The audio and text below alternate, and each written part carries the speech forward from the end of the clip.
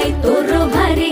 दिसते भारी गणपतीची स्वारी अन आला धादिस मामाच्या घरी मालवण चिपळूण